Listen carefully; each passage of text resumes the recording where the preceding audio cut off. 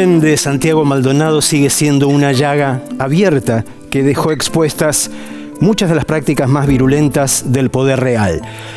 Represión, desaparición seguida de muerte, creación de un enemigo interno imaginario, que eso fue la demonización del pueblo mapuche, fake news, encubrimiento oficial, desinformación, encubrimiento judicial, alianza de los poderes reales con intereses extranjeros, reivindicación de la mano dura. Pones una lupa ahí y podés ver saltar casi toda la podredumbre de la Argentina de hoy. ¿Y en qué quedó la cosa? En la más escandalosa impunidad hasta el día de hoy, a pesar de que los familiares obviamente siguen reclamando justicia. Por eso es importante seguir hablando de este tema, hablando de ese caso, porque sintetiza, de algún modo, toda la deuda o parte de la deuda que la democracia sigue teniendo con el pueblo argentino. Vamos a hablar de Santiago Maldonado, obviamente, pero también vamos a hablar de cosas que nos reconfortan, como la creación de Tecnópolis, el Mundial de Qatar, esa alegría que tenemos tan, pero tan fresca. Y también vamos a recibir aquí a un joven actor y músico por cuyas venas corre sangre de una dinastía artística. Santiago Toto Robito es nieto de los legendarios actores Oscar Robito y Bárbara Mujica, y quizás lo has visto actuar ya en Argentina en 1985 o haciendo del hijo de Dolores Fonsi en Blondie. La cosa viene de jóvenes que valen la pena. Así que este programa, queda claro, es para vos. No te vayas.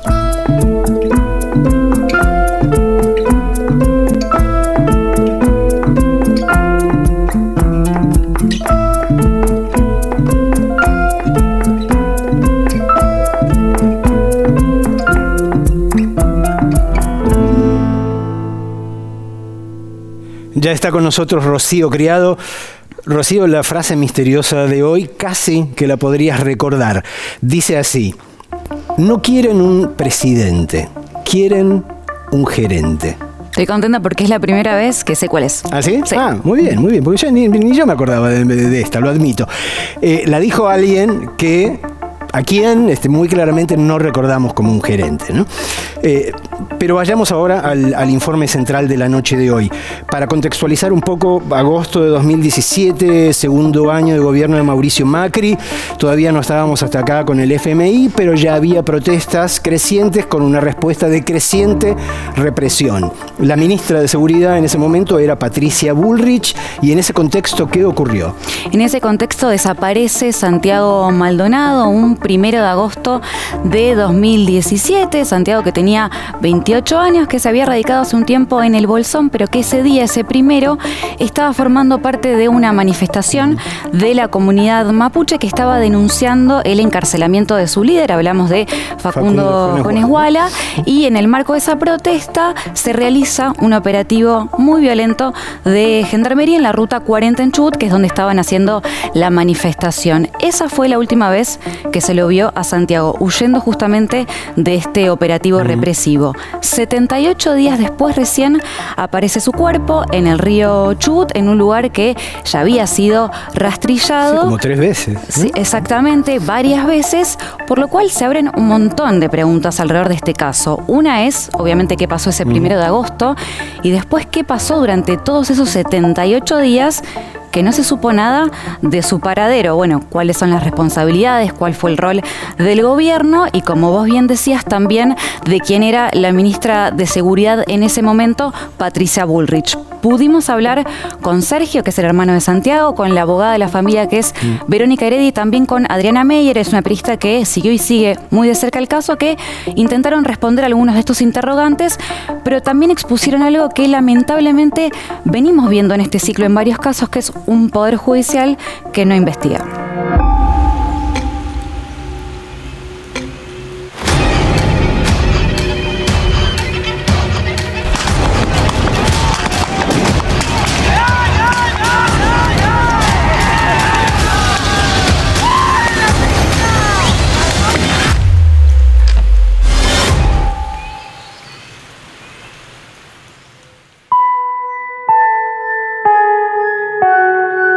Santiago Maldonado fue visto con vida por última vez el 1 de agosto de 2017.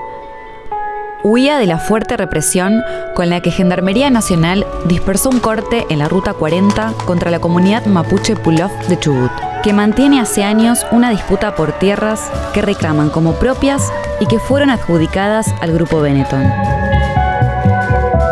Santiago no estaba de turista como se quiso vender, tampoco era un hippie que estaba cultivándose a sí mismo en la vida natural. Él era una persona comprometida con distintas situaciones sociales, era un hombre que deseaba un mundo distinto. Yo buscaba a un nene y en realidad me encontré con una persona mayor, con sus ideales bien plantados y que luchaba por cosas que por ahí yo no las veía de costado.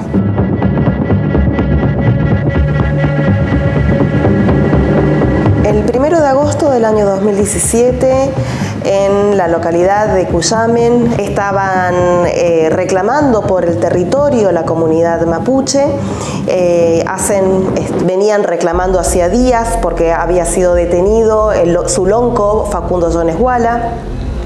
Esto generó que se movilizaran y cortaran las rutas entre 8 y 10 personas. Con la presencia del jefe de gabinete del Ministerio de Seguridad, Pablo Nocetti, un grupo de gendarmes ingresó de manera violenta en el territorio mapuche. Los integrantes de la comunidad intentaron escapar corriendo hacia el río Chubut. Santiago estaba entre ellos. Santiago no conocía el territorio y sin embargo fue porque pidieron solidaridad a todos aquellos que pudieran acudir. Le pidieron que cubriera su rostro porque la policía después los identificaba y los encarcelaba. Había una feroz represión y ellos pasaron la noche en la casilla de guardia. Me refiero a ellos, un grupo de jóvenes mapuches, Santiago, y también las balas empezaron a sonar de madrugada, la represión empezó de madrugada con 4 escuadrones, 200 gendarmes dispuestos a desalojar la ruta. Lo que quería el gobierno de Patricia Bullrich y de Mauricio Macri era la foto de los mapuches presos para mostrar que los podían disciplinar.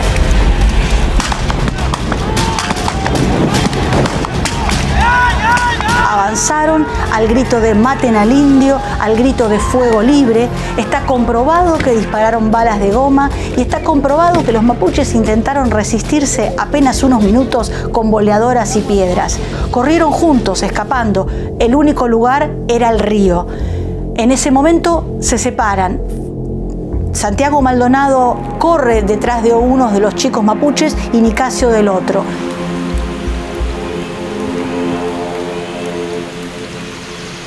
Cuenta Nicasio Luna, sobreviviente, que al tirarse al agua se encontró rodeado por gendarmes. ¿Y cómo estuvo el procedimiento? Agitador.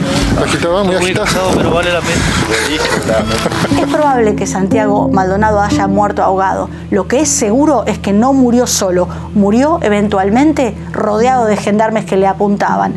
Y a partir de ahí, todo lo que sucedió en la causa buscó encubrir ese momento. Santiago Maldonado, nadie sabe su paradero desde hace 9 días. Estas son las imágenes que estudia la policía de Entre Ríos para intentar dar con el paradero de Santiago Maldonado. Un hombre y una mujer que dicen haber visto con vida a Santiago Maldonado, herido y mal vestido. Ahora, la pregunta es que hay un 20% de posibilidades es que este chico esté en Chile con el RIM. Se cae la pista que podría haber sido, ¿no? Que hubiera muerto o estuviera herido en el incidente del puestero. Mientras teorías conspirativas y versiones inventadas circulaban por medios de comunicación y redes sociales, la sociedad comenzó a hacerse una pregunta que pronto se transformó en consigna. ¿Dónde está Santiago Maldonado?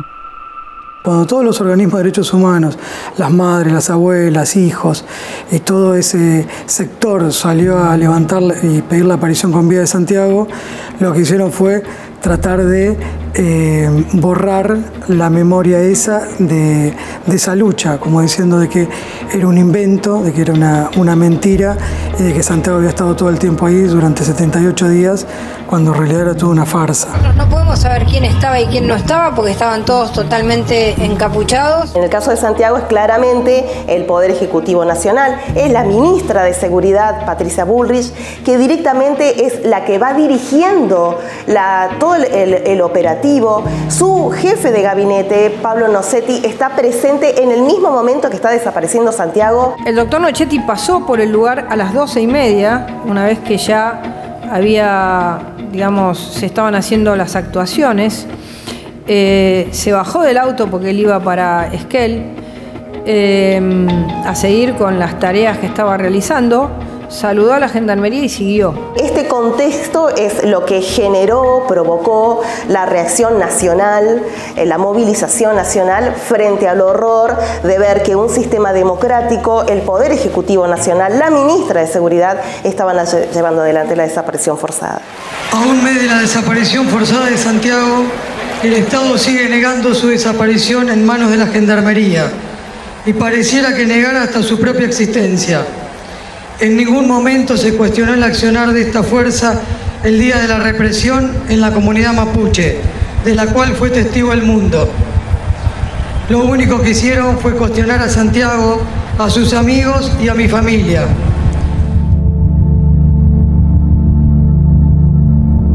El 17 de octubre, luego de la remoción del primer juez de la causa y tras varios rastrillajes, los buzos de la Prefectura Nacional encontraron el cadáver de Santiago. Estaba a la vera del río Chubut, a 400 metros del lugar donde había sido visto por última vez. Durante esos 78 días, supuestamente estaban buscando el cuerpo de Santiago en ese río. Por eso lo sorprendente y que todavía no tiene explicación, no solamente cuándo aparece, 17 de octubre, no solo dónde aparece, en un lugar que ya había sido rastrillado, sino cómo aparece el cuerpo de Santiago. Y te impactaba ver ese cuerpo que era imposible, pero de sentido común, que ese cuerpo hubiera estado 78 días en el agua. La aparición del cuerpo de Santiago dio inicio a una nueva etapa. La pregunta ya no era ¿dónde está Santiago?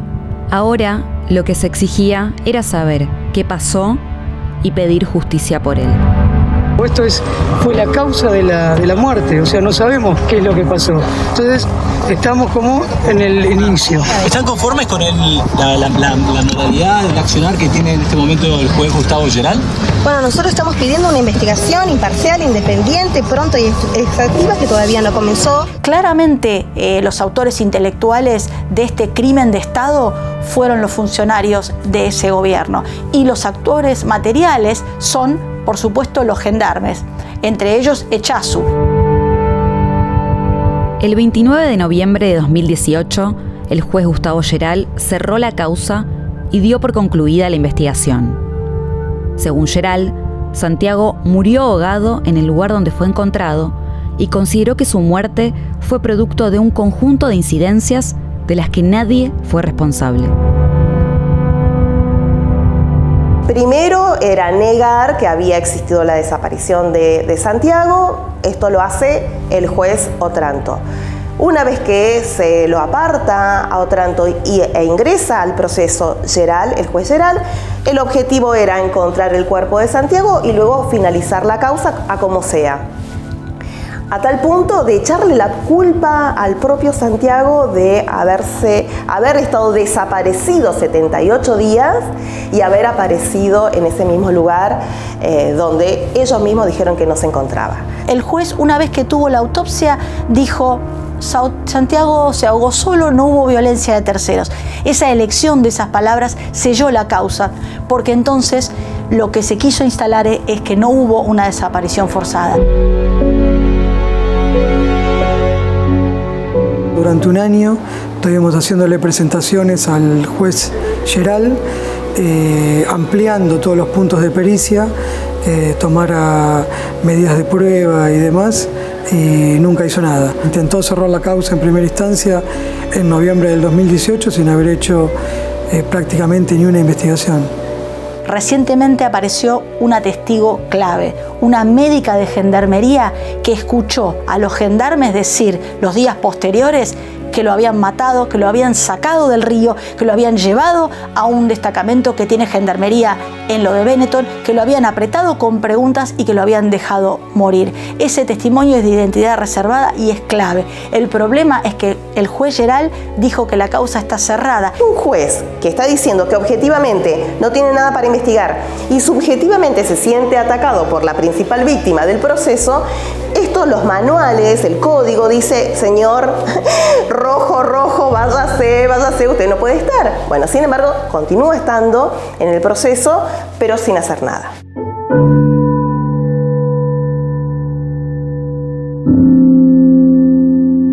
Aún no se sabe en qué circunstancias murió Santiago. Tampoco se determinó quiénes fueron los responsables operativos y políticos.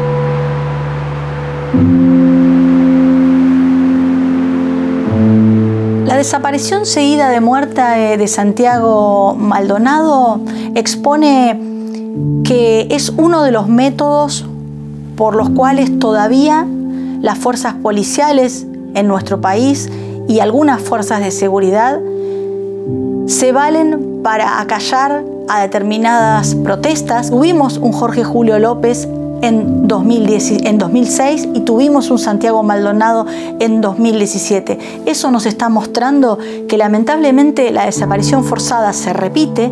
A veces lo quieren disfrazar de se le fue la mano, lo quieren disfrazar de se suicidó en la comisaría, pero en realidad es uno de los métodos que todavía hoy utilizan las policías. Mientras producíamos este informe, el juez de la causa, Gustavo Geral, decidió sobreseer a los 4 gendarmes que están involucrados en este caso. Son Emanuel Echazú, Juan Pablo María Escola, Víctor Baquila Ocampo y Marcelo Iván Ferreira. Esa decisión fue apelada por la familia de Santiago, que hace años viene denunciando al juez Geral por no haber hecho nunca las medidas de prueba ordenadas por la propia justicia. A 6 años de la desaparición seguida de muerte de Santiago, la familia sigue reclamando que haya un juez imparcial y una investigación seria en una búsqueda constante de verdad y justicia.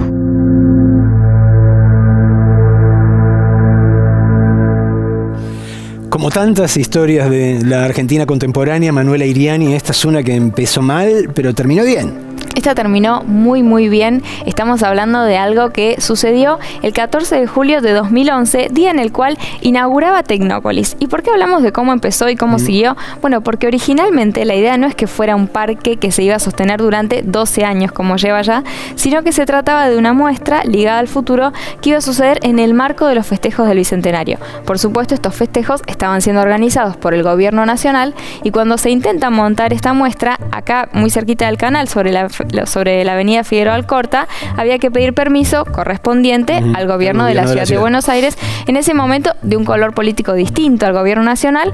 Bueno, la respuesta fue una negativa, no se podían hacer esos festejos, esa muestra en este lugar, y por eso el gobierno nacional comienza una especie de búsqueda para ver en provincia en dónde se podía emplazar esta muestra.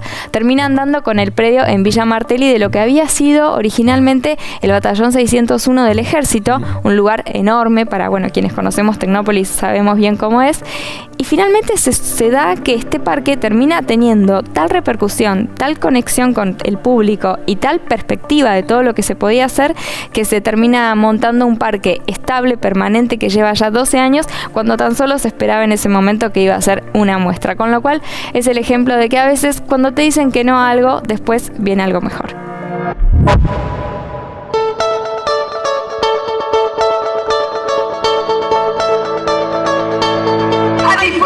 Tecnópolis, a disfrutar del futuro que ya ha llegado.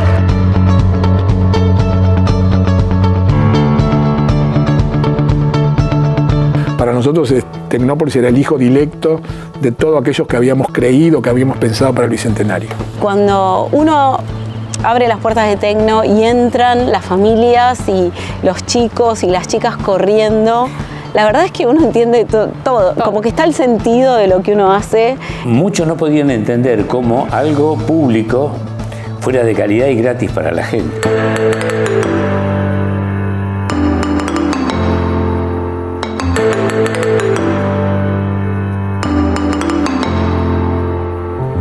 Iba a ser la muestra de cierre de los festejos por el Bicentenario de la Revolución de Mayo. iba a durar poco más de una semana. Hoy es el parque de atracciones sobre ciencia, arte, industria y tecnología más grande de América Latina y va por su temporada número 12. La de Tecnópolis es una historia que empezó como un tropiezo y se terminó convirtiendo en un clásico. El desfile del Bicentenario, el de Fuerza Bruta, era una muestra de todo lo que hicimos dentro del año. Íbamos de la historia y terminábamos en el futuro, y el futuro era Tecnópolis. Era un evento que no iba a ser permanente, que iba a durar 8 días, que estaba entre Avenida Figueroa y Libertador, a la altura aproximadamente acá, frente acá a la televisión pública, a la altura de la Facultad de Derecho. Ese era el evento y iba a durar 8 días. Y la última carroza era el futuro. Ese futuro era una carroza con una globa transparente, y dentro de esa globa eran los científicos y los alumnos. El futuro era la tecnología. El que era en ese momento el jefe de gobierno de la ciudad, Mauricio Macri, tomó la decisión de que no lo hiciésemos. Cristina nos llamó, nos preguntó qué íbamos a hacer. Le dijimos lo que ella decida hacer, nos dijo háganlo, busquen algún lugar donde lo podamos hacer sin tener ningún tipo de limitaciones. El nuevo lugar elegido para Tecnópolis estaba del otro lado de la avenida General Paz, en la localidad bonaerense de Villa Martelli, un predio del ejército argentino donde hasta los años 90 funcionó el Batallón 601. Es un parque temático de 50 hectáreas. En este lugar hay una gran diversidad de propuestas culturales vinculadas a todo lo que es el sistema productivo, el desarrollo científico-tecnológico. Para los chicos era aprender jugando, aprender divirtiéndose y conocer la ciencia y la tecnología desde el juego, de la diversión, y un lugar público, seguro y de mucha calidad. Aprender cómo se hace animación, o cómo se hace un videojuego, o qué es la nanotecnología, o qué es la inteligencia artificial. Yo recuerdo que iban los colegios públicos a visitar Tecnópolis, y el segundo año comenzaron a ir los colegios privados. ¿Por qué? Porque se enteraron que lo que había ahí era de calidad, era gratis y era formativo. A partir de 2016, Tecnópolis dejó de ser una prioridad.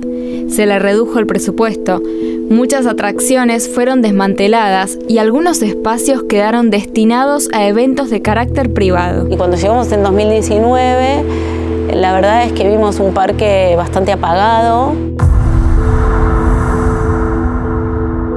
Entramos, me acuerdo, al Polo, que es una parte como más alejada de la parte que recorren los visitantes, y ahí encontramos los muñecos de San Martín, de Belgrano, de Samba y de Nina, destruidos a la intemperie.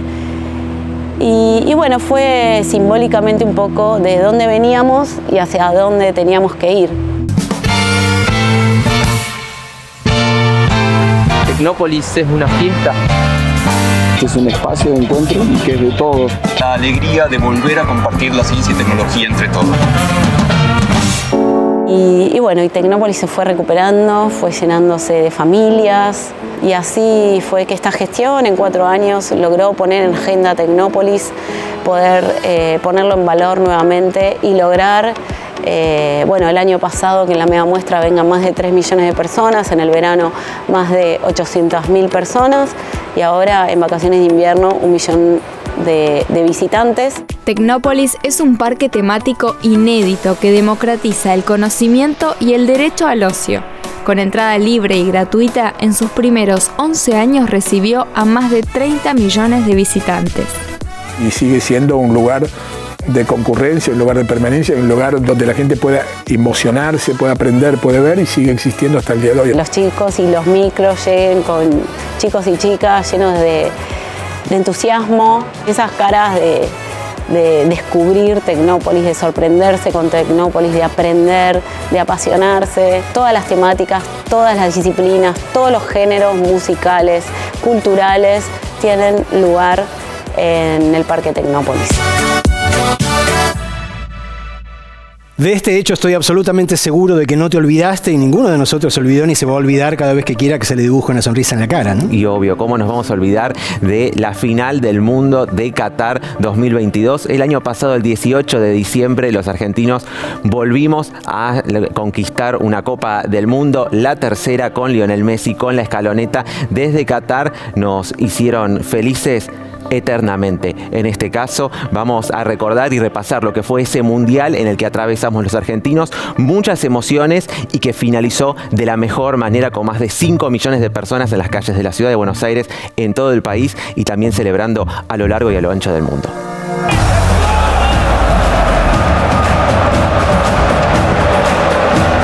El de Qatar no fue un mundial más, y no solo porque se jugó a fin de año, en fechas y sedes poco habituales para este tipo de competencias.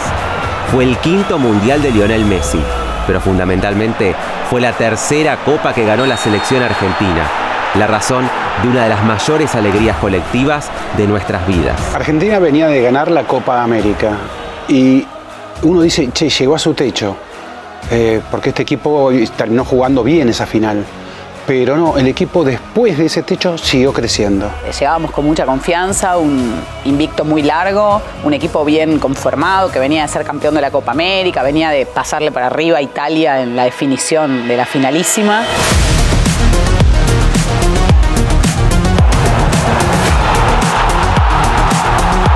Sin embargo, y pese a todos los pronósticos, el debut frente a Arabia Saudita el 22 de noviembre fue completamente diferente a lo esperado.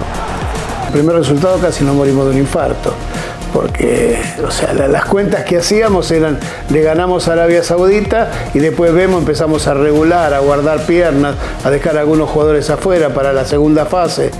Y perdimos el primer partido. La verdad es que me pateen 2 veces y me metan 2 goles, la verdad es difícil de tragar. Sé que tengo a 45 millones de argentinos atrás mío y le podría haber dado más ese partido. Hace mucho tiempo que no nos tocaba pasar de un golpe tan duro, así que ahora hay que demostrar que somos un grupo de verdad. No había opción. Para llegar con chances al tercer partido contra Polonia, era necesario ganarle a México. Otro resultado podía complicar o directamente descartar el pase a octavos de final.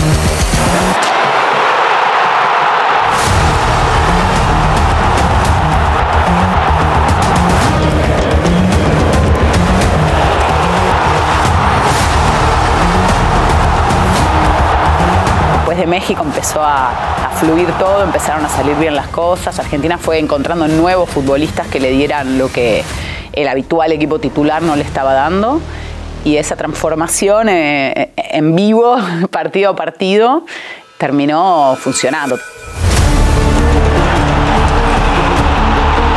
Los triunfos ante México y Polonia revivieron al equipo y a los hinchas. El 2-1 frente a Australia renovó la ilusión. El empate con Países Bajos y el pase a semis por penales pusieron la inevitable dosis de dramatismo. Contra Países Bajos, Argentina sacó ese plus de personalidad. Fue bueno, si hay que pelear, se pelea futbolísticamente, si hay que poner cara fea, se pone cara fea, pero Argentina va a seguir adelante.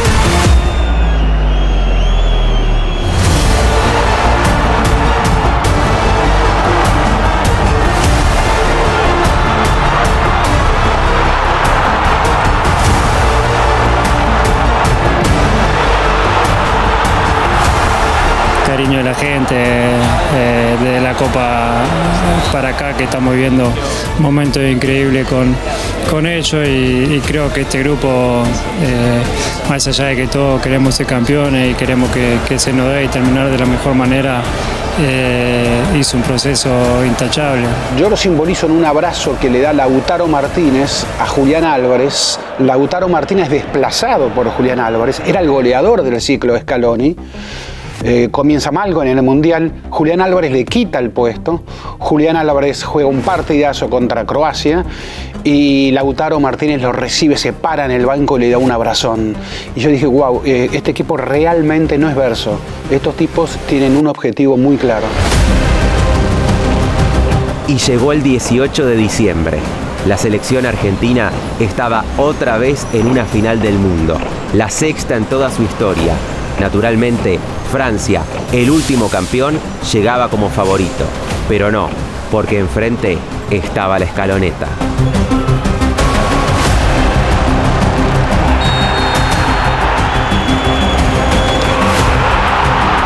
Los primeros 70 minutos con Francia fueron para la historia de los mundiales porque la superioridad de Argentina fue total. El fútbol en ese partido fluyó de una forma total. Fue un baile. El primer tiempo de Argentina contra Francia fue una cátedra de fútbol de Argentina que mereció hacerle 4 goles, pero no se los pudo hacer.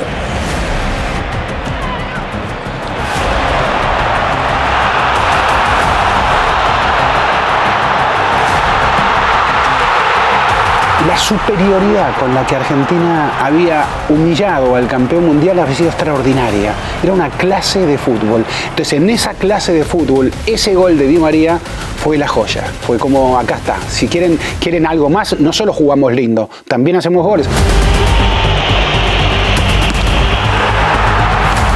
Después al final se empieza a complicar porque el rival también juega, porque tienen a Mbappé, que es una bestia, porque era el campeón mundial vigente. 2-0, 2-2, 3-2, 3-3 y penales. Una final soñada para cualquier hincha neutral. Una pesadilla para quienes veíamos que después de haber estado tan cerca, la copa se alejaba. Nos queríamos morir. Bueno, 30 minutos de suplementario. Y también lo va ganando y Mbappé te vuelve a invocar. Y escuchame, y menos mal que el Dibu metió la pierna izquierda esa cuando faltaba nada para que termine el partido, porque si no nos íbamos con las manos vacías después de haber sido, sin ninguna duda, la mejor selección de la Copa de Qatar. Arrancan los penales, señoras y señores, para ver quién es campeón del mundo. Lo hizo Mbappé, válido. Messi, ¡gol! Vamos Argentina, mi corazón, vamos Dibu.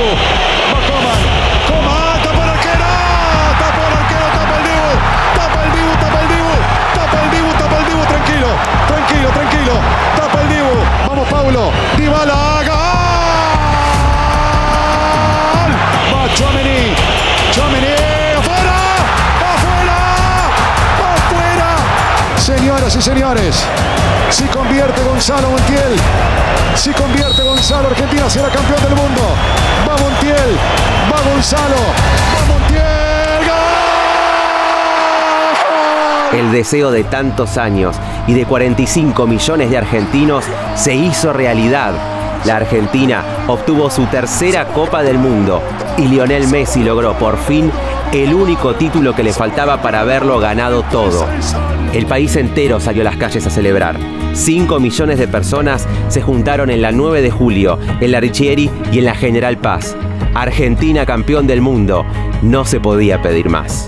Quiero decir a la gente que disfruten, porque es un momento histórico para nosotros, para nuestro país, para estos chicos y para todos los que quieran jugar para la selección argentina, que creo que es la clave de todo, que todo el día que quieran jugar hagan esto que hicieron ellos hoy. Recordaba que algún día dijiste, yo doy todo esto, las copas, ¿viste? Los balones de oro, las Champions League, doy todo por la Copa del Mundo. Ahora ya tenés la Copa del Mundo, no tenés que devolver nada. Es impresionante que lo dije en algún momento que Dios me lo iba a regalar y me hizo dar una felicidad enorme.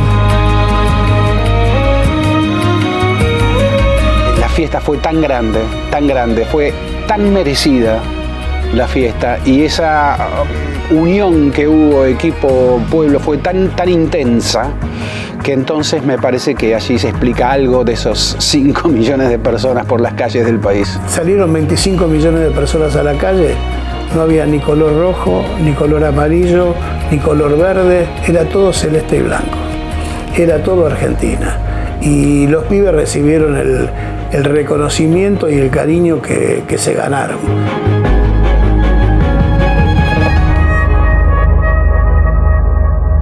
Una de las constantes de la historia argentina contemporánea, Rocío, es que nos anuncien medidas económicas tremendas como si fuesen la salvación.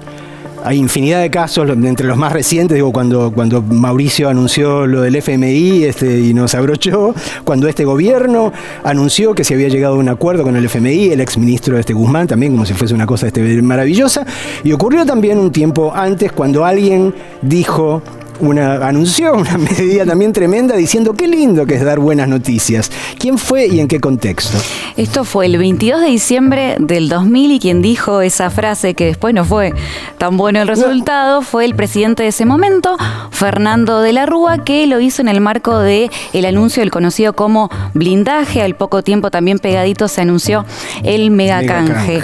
Para poner en contexto, estamos estrenando, digamos, un nuevo periodo económico, que es el de la Rúa con la llegada de la Alianza. Había cierta esperanza porque ya venimos repasando en este ciclo recientemente lo que había pasado con las políticas neoliberales de Carlos Menem. Bueno, se anuncia este plan que la verdad que era una receta bastante vieja y conocida, ¿no? Acudir al auxilio del Fondo Monetario Internacional para evitar el default y además seguir manteniendo la convertibilidad que era heredada justamente del gobierno de Carlos Menem. Bueno, el resultado no fue bueno, profundización de la crisis económica, pegado también a una crisis política que se empezaba a anticipar y después obviamente terminó en lo que fue la caída finalmente más adelante de la Alianza. En este caso hablamos con los economistas Darío Gaño, Felisa Micheli y Roberto Feletti, que nos cuentan por qué otra vez volvió a fracasar una receta económica.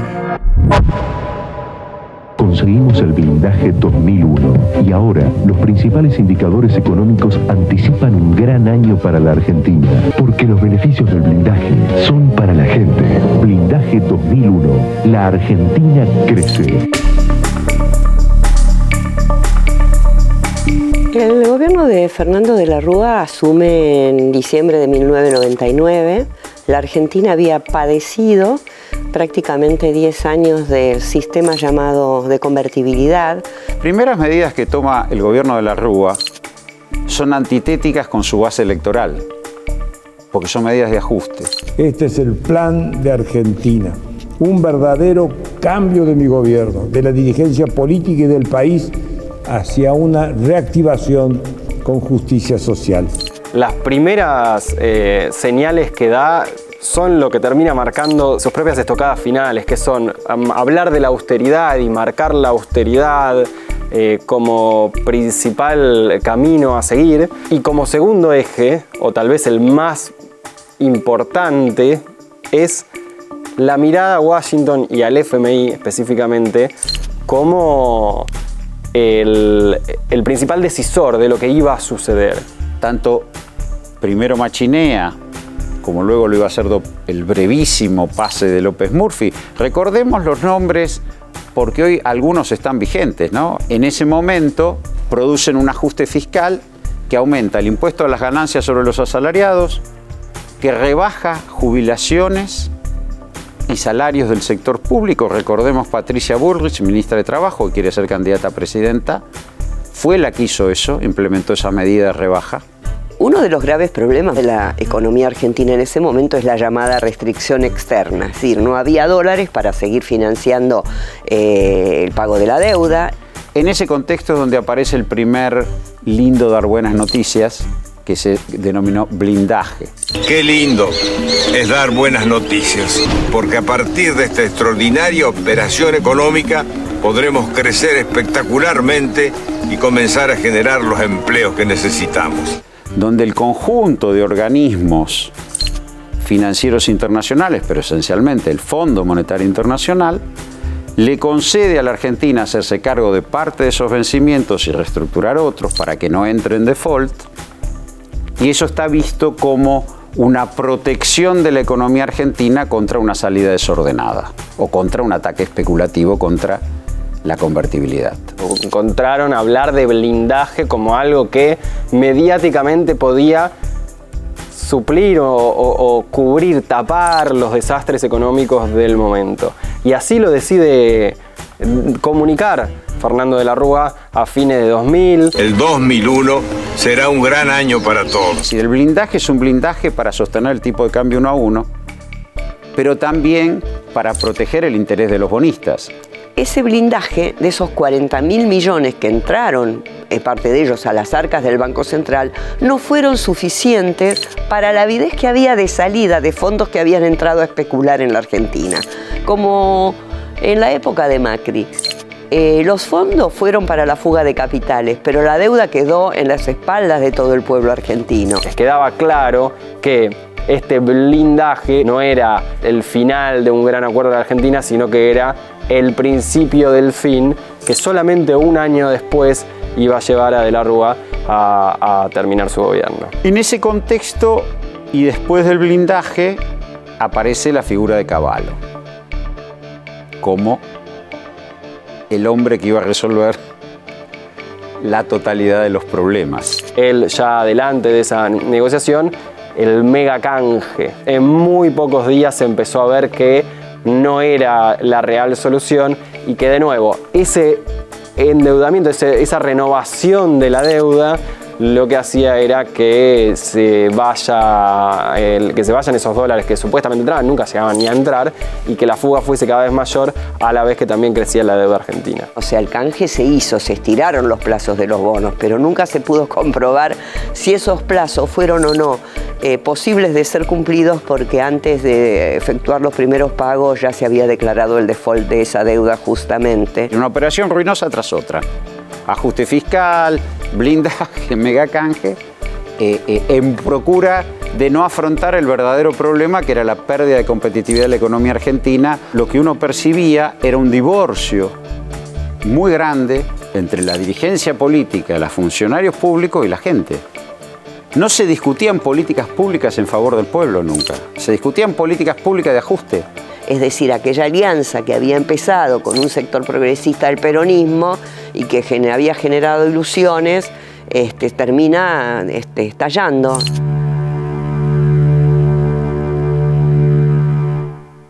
Se llama Santiago Rovito, pero le dicen Toto. Como comentaba al comienzo, es nieto de los legendarios Bárbara Mujica y Oscar Rovito.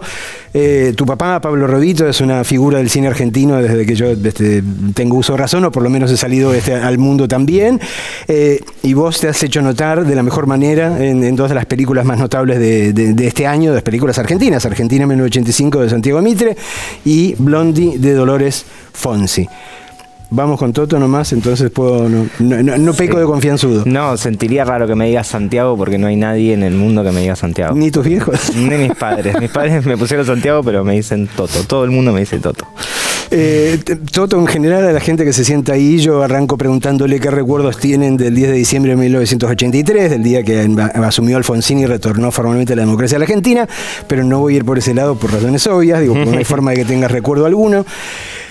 Pero tu familia, más allá de los recuerdos personales, emocionales que tienen todas las familias, ha tenido una participación en la historia pública argentina notable. Yo por lo menos recuerdo que tu abuela, que Bárbara era una mujer de un gran compromiso político durante los 70. ¿Te llegó parte de esa historia o simplemente la abuela era la abuela? ¿Qué...? Sí, en mi casa siempre se habló y yo fui a un colegio en el que se hablaba, lo aprendí en el colegio y en casa siempre se iba a los 24, se iba a la plaza, siempre se habló de la dictadura y es un tema que siempre fue muy presente. Y yo creo que es en gran parte porque es una herida abierta para nosotros todavía, ¿no? Es algo que no cerró y que me parece que al día de hoy seguimos viendo consecuencias de lo que fue ese proceso para nuestra sociedad. Entonces, es algo que se habló siempre en casa y que siempre se discutió.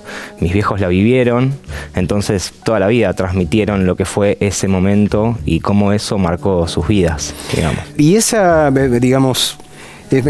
línea familiar, el hecho de tu abuela, de tus viejos, de tu vieja en particular, ¿sentiste en algún momento que marcaba una diferencia con alguno de tus coetáneos, de la gente de tu generación, que no había tenido una experiencia directa, de sufrir golpes durante la dictadura?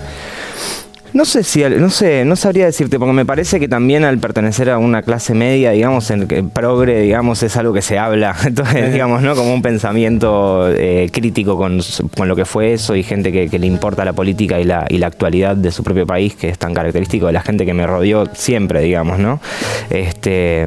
Creo que por eso, porque mis amigos del colegio, bueno, veníamos de familias más o menos parecidas, entonces siempre fue un tema en la gente de mi edad, siempre fue un tema de conversación y algo que siempre se tuvo claro, ¿sí? Como también creo que mis amigos y la gente con la que yo me vinculo es gente que tiene inquietudes también sobre qué es lo que pasa en el país, lo que nos pasa alrededor. Entonces crecimos discutiendo ese tema.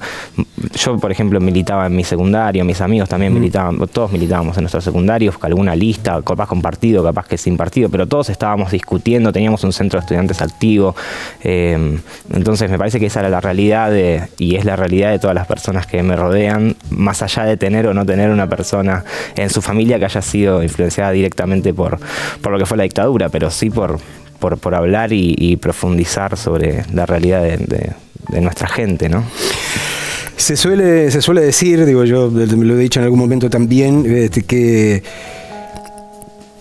precisamente por el hecho de haber vivido siempre en el marco de una democracia, digo, la generación más joven quizás no termina de valorarla del todo, digo, como creemos valorarla aquellos que hemos vivido otras circunstancias, ¿no? Digo, más allá de la situación puntual que vos decís, que obviamente que toda la gente de tu edad que te rodea tiene ese tipo de conciencia, digo, creo que todos vemos que también hay mucha gente joven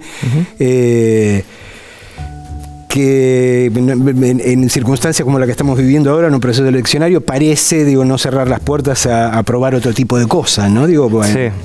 Sí, creo que el tema, o sea, habiendo vivido en democracia toda la vida, siempre lo que creo que caracterizó mi pensamiento es cómo hacer que la democracia sea efectiva también, ¿no? Y pensar cómo mejorar, más allá de que la tenemos, mejorarla esa democracia, ¿no? Porque también han pasado cosas horribles en democracia al mismo tiempo. Sí, entonces me parece que bueno, que es parte de lo mismo, ¿no? Parte de la memoria es pensar cómo analizamos la sociedad de hoy a través de ese ejercicio de hacer memoria.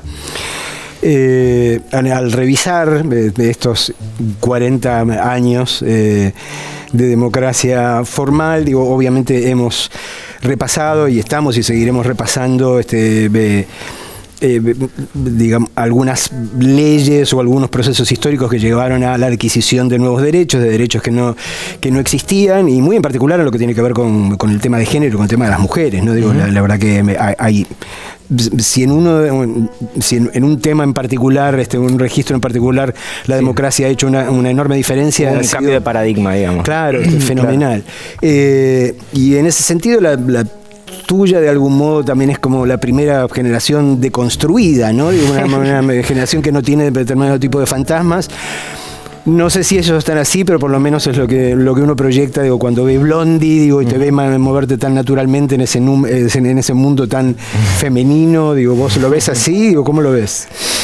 Sí, veo que está buenísimo, que me parece que nuestra generación trajo un montón de preguntas nuevas y supo dar en el clavo con un montón de cosas, y también se está transformando nuestra generación y está entendiendo cómo hacer esa deconstrucción, ponele. Lo que sí veo que es mucho más fuerte la postura en la cual se cuestiona y se profundiza en temas como los que estamos nombrando, digamos, aunque siento que esta cosa que se habla, por ejemplo, de la generación de cristal, ponele, o estas cosas de nuestra generación, que yo veo algo muy alejado de la realidad cuando se habla de lo de la generación de cristal, por ejemplo, ¿no? Porque digo, somos una generación que avanzó en un montón de cosas, pero también que tiene un montón de cosas a resolver todavía, ¿viste? Me parece que en nuestra generación siguen pasando cosas, entonces es como que sí defender que esta postura nueva y estas nuevas preguntas vayan tomando cada vez más fuerza y seguir defendiéndolas. Y la verdad es que me parece que Blondie tiene algo muy lindo, me tocó hacer algo muy lindo con respecto a esa discusión, ¿no? A cómo mostrar distintos tipos de maternidades y hablar de temas, como abordar estos temas de una manera muy sabia, que es lo que hizo Dolores. Para mí fue un privilegio poder formar parte de ese relato, ¿no? Porque también eso habla mucho de las distintas formas de vincularnos que tenemos la película, ¿no? Siendo una película liviana, tranquila, como para ver y disfrutar al mismo tiempo, es como que siento que te hace pensar un montón de cosas y de lo que estamos hablando, ¿no? De nuevos paradigmas, de nuevas formas de ver las cosas. Y es notable también que en ese contexto digo, las figuras masculinas no sean maltratadas, ¿no? Cosa que hubiese sido, digo, tan tentador y tan fácil. Sí, tal cual. Es que eso para mí es un trabajo que hizo Dolores, o sea, hay un trabajo de dirección con eso, me parece, ¿no? Como que ahí es cuando el director elige cómo abordar ciertos temas, cómo contar las cosas.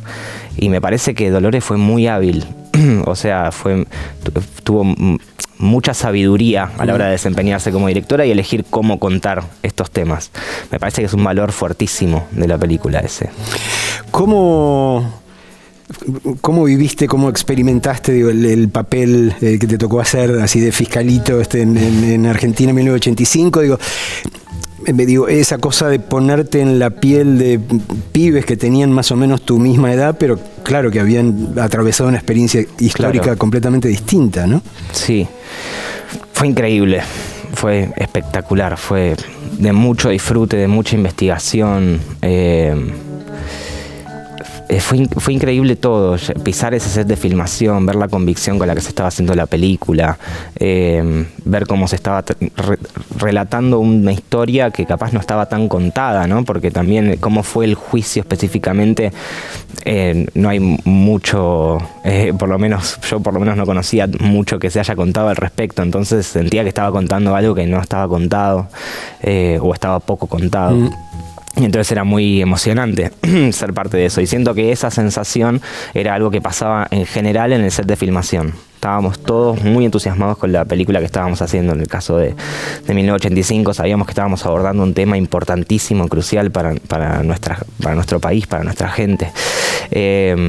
Y fue un trabajo muy colectivo, me parece, ¿no? Porque los fiscalitos funcionamos como un colectivo. O sea, más allá de que cada uno tiene su personaje y tiene sus particularidades, me parece que el rol en la película es muy del colectivo, de todos los pibes que se ponen al hombro de la investigación y todo eso.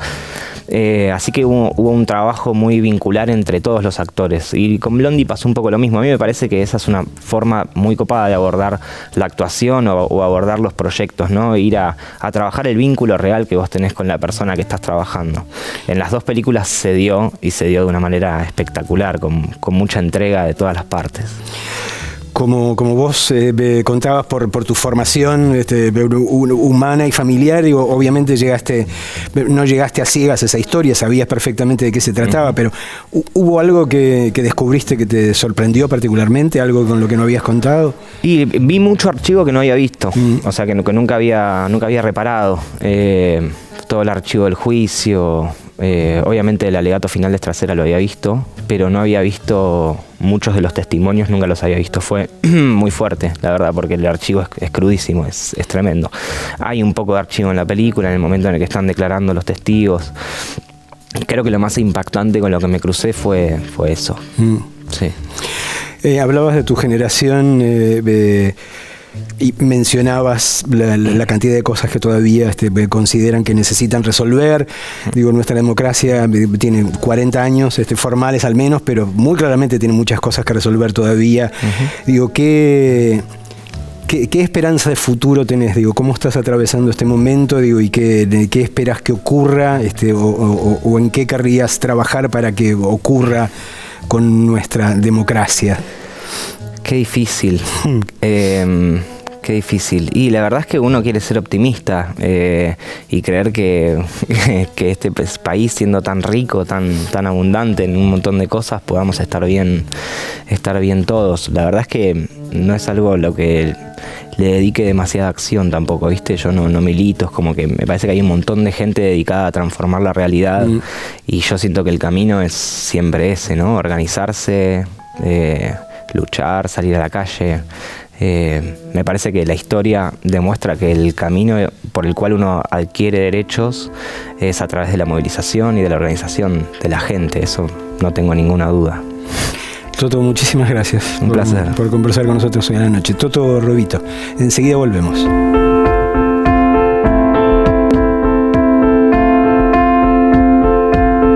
Te recuerdo, como todas las semanas, que podés ver los programas anteriores o los informes que quieras ver en las redes de la TV pública.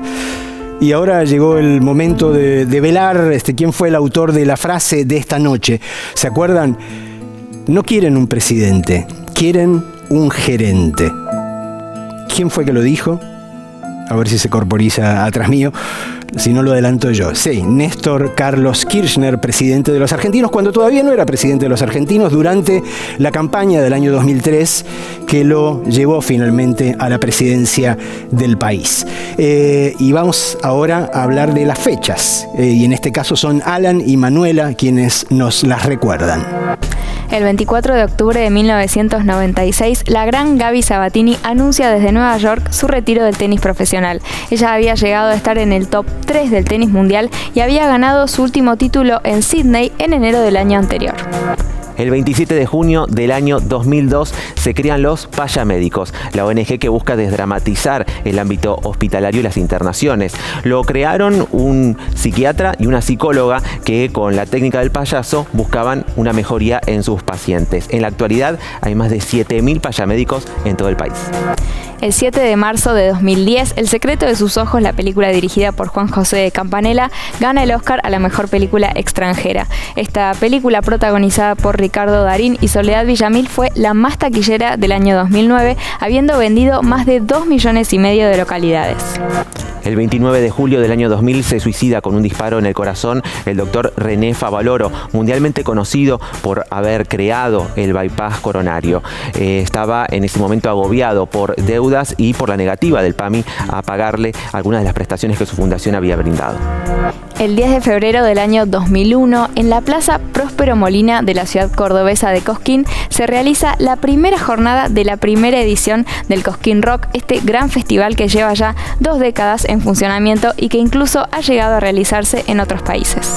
El 5 de noviembre del año 2005, en la cuarta cumbre de las Américas en Mar del Plata, los presidentes de Argentina, Brasil y Venezuela le dicen no al ALCA, el acuerdo de libre comercio que Estados Unidos buscaba imponer en todo el continente. ALCA, ALCA, al carajo, es una de las frases memorables que expresó en esa cumbre el presidente de Venezuela, Hugo Chávez. Importa esto del ALCA porque nos recuerda a un sendero virtuoso que deberíamos retomar, como lo tiene claro Lula, como lo tiene claro el mexicano López Obrador. Para que Latinoamérica prospere y consiga alcanzar su potencial, tenemos que funcionar como un equipo, porque si no, los países poderosos nos van a seguir morfando crudos, literalmente, como ocurre hasta ahora. Si bajamos de los barcos, fue hace mucho ya.